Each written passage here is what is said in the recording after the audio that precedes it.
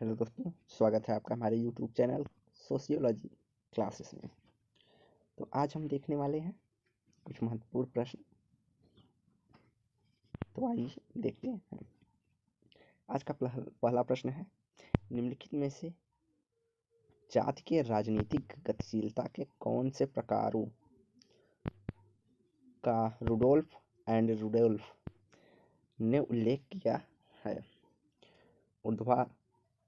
ऊर्ध्वा गतिशीलता, समस्ता गतिशीलता, व्यावसायिक गतिशीलता, विभेदक गतिशीलता। तो कूट से चयन करना है। तो रुडोल्फ एंड रुडोल्फ ने ऊर्ध्व गतिशीलता, समस्ता गतिशीलता एवं विभेदक गतिशीलता की बात की है। तो राइट आंसर हो जाएगा डी। अगला प्रश्न है, सांस्कृतिक पक्षता के सिद्धांत के अनुसार निम्नलिखित में से कौन सा सही है? भौतिक तथा अभौतिक दोनों ही संस्कृतियां साथ साथ परिवर्तित होती हैं। अभौतिक संस्कृति में परिवर्तन तीव्रतर होता है या अभौतिक संस्कृति की अपेक्षा भौतिक संस्कृति तेजी से बदलती है, या कभी भौतिक संस्कृति या फिर कभी अभौतिक संस्कृति अधिक तेजी से बदलती है। तो सांस्कृतिक पक्षता की अवधारणा अकबर ने दिया है। उन्होंने कहा, जब भौतिक संस्कृति की अपेक्षा अभौतिक संस्कृति पीछे रह जाती है तो उसे सांस्कृतिक पक्षता कहते हैं। निम्नलिखित में से किस एक अनुसूचित जनजाति की जनसंख्या निरंतर घटती जा रही है? मीना, गोंड, ओंग, मुंडा। तो इसका राइट आंसर सी हो जाएगा, ओंग जनजाति की संख्या घटती जा रही है। अगला प्रश्न है, निम्नलिखित नातेदार के गठन तथा परिवार के प्रकार युग्मों को एक युग्म सुमेलित कीजिए। एक युग्म सही सुमेलित है, तो कौन सा सही सुमेलित है? अहम व्यक्ति के माता पिता एवं सहोदर प्रजनन, अहम व्यक्ति के भाई बहन और माँ मातृवंशी परिवार, अहम व्यक्ति की पत्नी और पत्नी का भाई पितृस्थानिक परिवार, या अहम व्यक्ति का पति और बच्चे। तो इनमें से कौन सा सुमेलित है? अहम व्यक्ति के माता पिता और सहोदर परिवार प्रजनन परिवार नहीं होगा, व्यक्ति का जनन परिवार होगा, न कि प्रजनन। तो इसका राइट आंसर बी हो जाएगा, अहम व्यक्ति के भाई बहन और माँ जिसमें होंगे वह मातृवंशी परिवार होगा।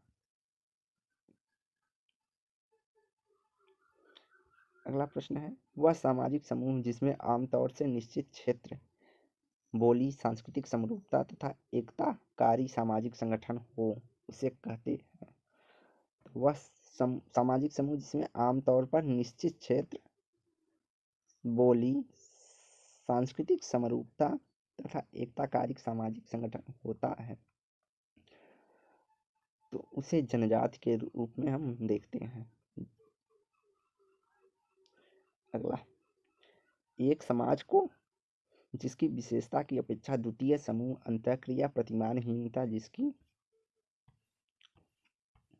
पहचान हो और सामान्यतः जीवन के लिहाज से मंद समरूपता जिसकी विशेषता है कहते हैं जन समाज, लोक समाज, कृषक समाज या फिर कृषिक समाज। कृषक समाज और कृषिक समाज। इसका राइट आंसर हो जाएगा ए, जन समाज के रूप में जानते हैं जिनमें समानता जीवन शैलियों के लिहाज के मध्य समानता पाई जाती है। अगला, सूची 1 को सुमेलित कीजिए दिए गए कूटों का प्रयोग करते हुए। द्वंद्वात्मक तर्क। द्वंद्वात्मक तर्क की बात कौन करता है इसमें से? तो द्वंद्वात्मक तर्क की बात करते हैं हीगल।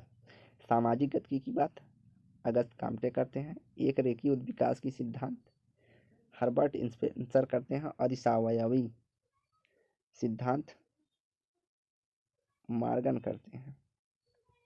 तो इसका राइट आंसर हो जाएगा 4, 2, 3 डी। 4, 2,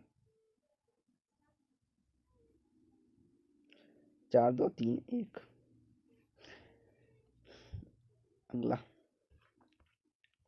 निम्नलिखित कथनों पर विचार ध्यान दीजिए। 1991 की जनगणना के अनुसार भारत के सभी राज्यों में अरुणाचल प्रदेश में पुरुषों के अनुपात में महिलाएं न्यूनतम रही हैं, या सभी राज्यों में राजस्थान में महिला साक्षरता दर न्यूनतम थी, या तीसरा, हिंदुओं, मुसलमान एवं ईसाइयों, सिखों के हिंदुओं में 1981 और 91 सर्वोच्च प्रजनन दर दर्ज किया गया है।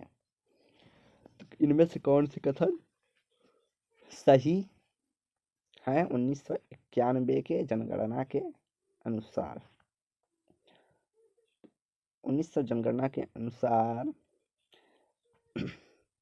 सभी राज्यों में राजस्थान में महिला साक्षरता की दर न्यूनतम रही थी, और हिंदुओं, मुसलमान, ईसाइयों तथा सिखों में से हिंदुओं में सर्वोच्च प्रजनन दर दर्ज किया गया था। 2 और 3 सही है।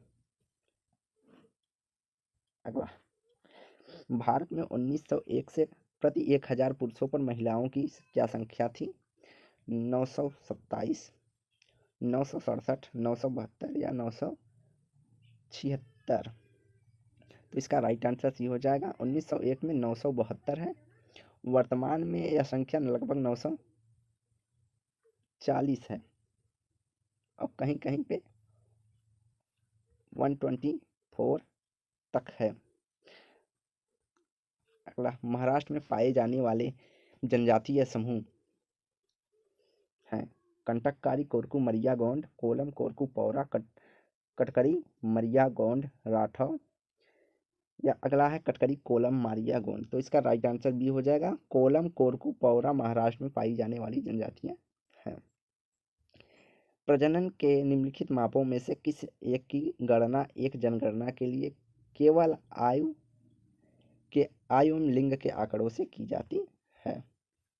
बाल महीना अनुपात, समग्र प्रजनन दर, असंशोधित जन्म दर, या आयु विशिष्ट जन्म दर? तो इसका राइट आंसर हो जाएगा डी, आयु विशिष्ट प्रजनन दर के आयु और लिंग के आधार पर किया जाता है। निम्नलिखित में से युग्म सुमेलित है?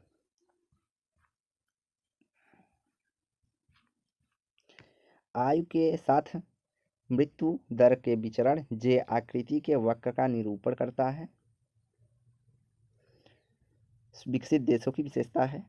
अब प्रजनन के आसन्न चरों की अवधारणा, किंग्सले डेविस और जूलियट ब्लेक का योगदान। मृत्यु के विचरण यू की आकृति के वक्र का निरूपण करता है। अर्ध विकसित देशों की विशेषता है, या निब्बल जनन दर NRR 1 बराबर होता है गतिहीन जनसंख्या। तो नीचे दिए गए कोड के अनुसार प्रयोग करते हुए सही उत्तर का चयन करना है। तो इसका राइट आंसर हो जाएगा डी, केवल 4 सुमेलित है कि निब्बल दर गतिहीन जनसंख्या को 1 के बराबर होता है। अगला है सूची 1 को सूची 2 से सुमेलित करना है। 1991 जनगणना के अनुसार, तो यहाँ हमें लगभग वर्तमान में 2011 की जनगणना को पढ़ना है, न कि 91 को। तो जब PYQ है इसलिए। तो आइए देखते हैं। भारत में सर्वाधिक जनसंख्या वाला राज्य उत्तर प्रदेश। साक्षरता में प्रथम स्थान केरल। 1991 के दशक में सर्वोच्च जनसंख्या वृद्धि दर थी नागालैंड, और सर्वोच्च जनसंख्या घनत्व दिल्ली में पाई गई थी। तो सर्वाधिक जनसंख्या वाला राज्य उत्तर प्रदेश। साक्षरता में राज्यों में प्रथम केरल आज भी है। 1981 से 91 के दशक में नागालैंड में सर्वोच्च जनसंख्या वृद्धि प्रतिशत दर पाई गई थी, और देश में सर्वोच्च जनसंख्या घनत्व उस समय दिल्ली में था। तो इसका राइट आंसर हो जाएगा 3 1 2 5 बी। अगला प्रश्न है, लेवी रेट की प्रथा पाई जाती है मातृवंशी समाजों में, पितृवंशी समाजों में, द्विवंशी समाजों में, या उपर्युक्त सभी समाजों में लेवी रेट की प्रथा पाई जाती है? तो इसका राइट आंसर हो जाएगा, लेवी रेट की प्रथा मुख्यतः पितृवंशी समाजों में पाई जाती है। अब लेवी रेट है क्या? लेवी रेट में जब कोई अपने देवर से विवाह करता है, विधवा स्त्री देवर से विवाह करती है या जेठ से विवाह करती है तो उसे लेवी रेट की प्रथा के अंतर्गत कहते हैं। अगला किम्बुज है एक नृजातीय नृत्य, एक आर्थिक रूप से समान परिवारों का समुदाय, विस्तृत परिवारों के लिए गारो शब्द या मेक्सिको का एक धार्मिक पंथ। तो इसका राइट आंसर हो जाएगा बी। आर्थिक रूप से समान परिवारों के समुदाय को किम्बुज कहते हैं। यह खास करके केरल के परिवारों के संदर्भ में प्रयोग किया गया था। अगला फेटरी शब्द निर्दिष्ट करता है विभिन्न कुलों के बहिर्विवाही समूहों को एकत्र हो जाने पर या मूल परिवारों के एक समान कुटुंब में समूहगत होने पर या जीववादी धर्म के अनुयायियों को, या अगला है कुला विनिमय भागीदारों के द्वीप को। तो इसका राइट आंसर हो जाएगा ए। फेटरी शब्द विभिन्न कुलों के बहिर्विवाही समूहों के एकत्र हो जाने को कहते हैं या निर्दिष्ट करता है। अगला प्रश्न है निम्नलिखित में से कौन एक नातेदारी शब्द यह इंगित करता है कि माता के अपेक्षा पिता की बहन को अधिक महत्वता प्रदान की जाती है। पितृस्वरवा, मातुलेय संबंध, ब्याज प्रसूति या अनुसंतति संबोधन। तो इसका राइट आंसर हो जाएगा जब पिता की बहन अर्थात बुआ को अत्यधिक महत्व दिया जाता है तो उसे पितृस्वरवा प्रथा कहा जाता है। निम्नलिखित संप्रत्यय में परिभाषा कौन सा युग में सही सम्मिलित है। बहिर्विवाह वह नियम जिसे व्यक्ति की अपेक्षा की जाती है वह अपने ही समुदाय के साथी चुने, वह अपने ही समुदाय में से साथी चुने, यह सम्मिलित नहीं है। नातेदार वे व्यक्ति जो हैं या तो रक्त या विवाह से संबंधित या सम्मिलित है। अंतर्विवाह वह नियम जो व्यक्ति को अपने कुल से बाहर विवाह करने की अपेक्षा करता है, यह भी गलत है। अगला है पितृस्थानिक परिवार वह परिवार जिसमें व्यक्ति अपने पिता के वंश का होता है।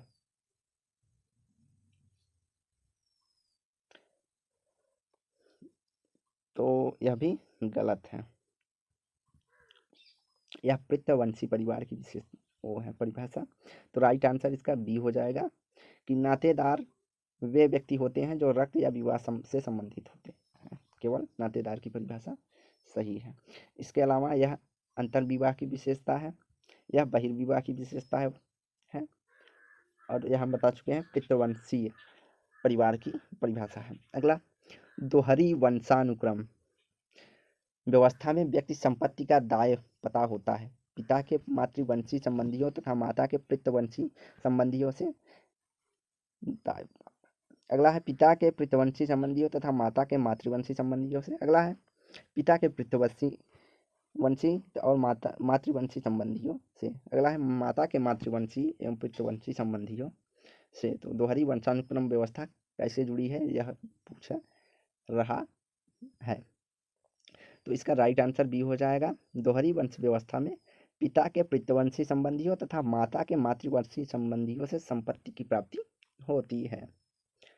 अगला है ब्याज प्रसूति की प्रथा निर्दिष्ट करती है स्वैरिता को, दिव्यांग पत्नी की बहन से विवाह, बच्चे को जन्म से संबंधित असुचिता तथा पति द्वारा गर्भ धारण का मिथ्या को। तो इसका राइट आंसर डी हो जाएगा। ब्याज प्रसूतित शब्द जब पति द्वारा गर्भ धारण की मिथ्याभास को कहा जाता है अर्थात पत्नी को जिस प्रकार दर्द होता है उसी प्रकार पति भी व्यवहार करने लगता है, मिथ्या व्यवहार करता है, तो उसे ब्याज प्रसूति प्रथा कहते हैं। अगला आगामी 20 प्रश्न केवल तक के है जो कि कथन एवं कारण से छोड़िए कथन एवं कारण को आगे देखेंगे। तो आज की वीडियो यहीं समाप्त करते हैं। वीडियो को लाइक एंड शेयर करें, चैनल को सब्सक्राइब करें। धन्यवाद।